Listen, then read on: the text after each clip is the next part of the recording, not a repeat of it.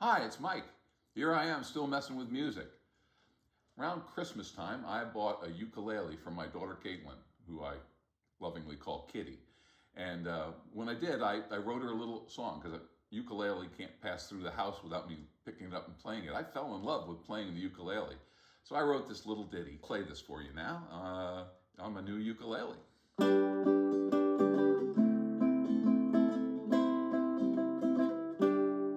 Here's a little ditty that I wrote for Kitty to help her learn to play her ukulele.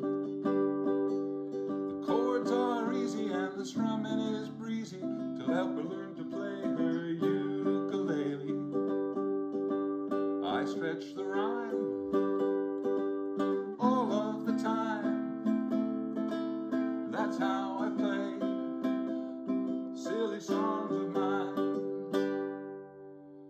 Well, on the website where I was buying a ukulele, I could see that there was a special offer. You could have a free ukulele, and you can have a free ukulele. So I was shopping on the outdoor ukulele store, and I was about to buy an outdoor ukulele, which is a really cool ukulele, when I read an article on there that said all you have to do is put a capo on the 5th fret of your guitar and play the bottom 4 strings, and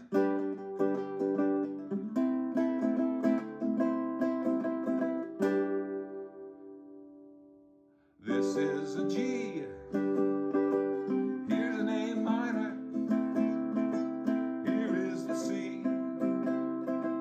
What could be finer?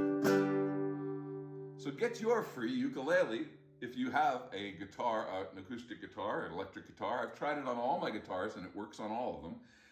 Put your capo on your 5th fret and play the bottom 4 strings, and you have a ukulele.